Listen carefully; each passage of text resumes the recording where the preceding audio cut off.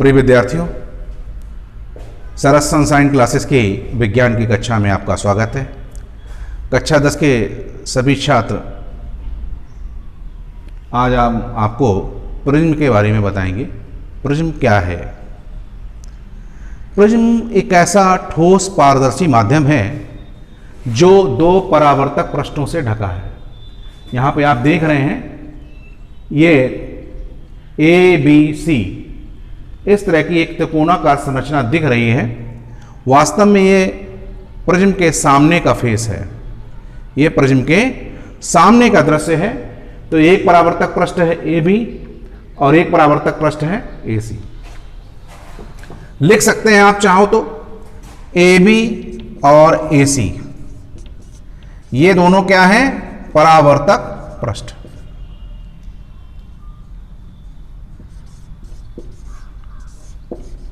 और ये नीचे जो BC है वो आधार पृष्ठ है।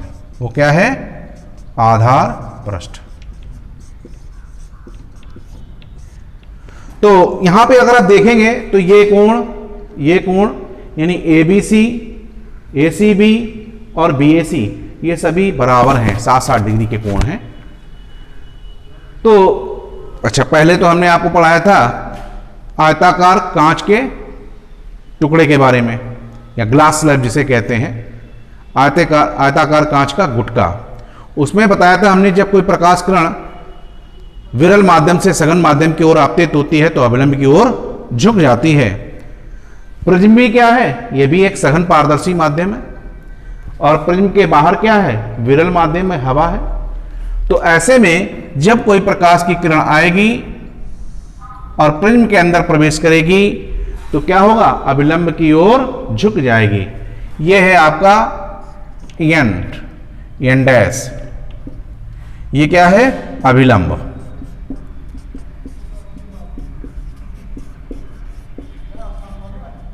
जिन छात्रों को पूर्व ज्ञान ढंग से नहीं है उनको एक बार हम फिर से दोहरा देते हैं कि जब कोई प्रकाश की किरण इन्हीं दो माध्यम से गुजरती है तो वह अपने मार्ग से विचलित हो जाती है।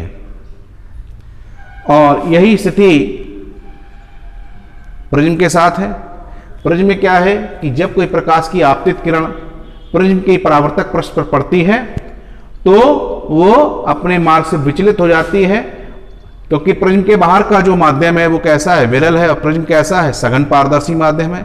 तो विरल माध्यम से आने वाली किरण सघन माध्यम में प्रवेश करने पर अभिलंब की ओर झुक जाती है। तो ये तो हो गई आपतित किरण, और ये जो किरण है आपकी वो है अपवर्तित किरण। आपतित किरण जो है अभिलंब के साथ आई कोण बनाता है। आई माने आपतन कोण या इंसिडेंट एंगल, और सघन माध्यम में यह अभिलंब के साथ आर कोण बनाती हुई अपवर्तित किरण है।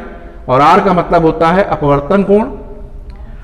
और जब ये किरण सघन माध्यम से विरल माध्यम में जाएगी तो अभिलंब से दूर हट जाएगी। तो जब ये आगे जाएगी तो क्या होगा? सघन माध्यम से निकल के विरल में जाएगी तो अभिलंब से बाहर की ओर झुकेगी, यानी अभिलंब से दूर हट जाएगी। और ऐसे में ये कौन सा कोण बनाएगी? एंगल ई बनाएगी। इसे कहते हैं इमर्जिंग एंगल यानी निर्गत कोण। ठीक है। मान लो ये आपतित किरण और निर्गत किरण दोनों को बढ़ा दिया जाए। हमने दोनों को बढ़ा दिया तो ये दोनों कहां पर मिल रहे हैं? इस बिंदु पर मिल रहे हैं। और यहां पे एक कोण बनता है D, जिसे कहते हैं विचलन कोण। इसे क्या कहते हैं? विचलन कोण। और आधार पृष्ठ के बिल्कुल ठीक से आने वाले कोण को कहते हैं प्रिज्म कोण, जहां पर दो पारदर्शक या दो परावर्तक पृष्ठ एक दूसरे पर झुकी रहती हैं। तो प्रिज्म के बारे में यह छोटी सी जानकारी आपको प्राप्त हुई। प्रिज्म और आयताकार गुटके में दोनों में क्या अंतर है?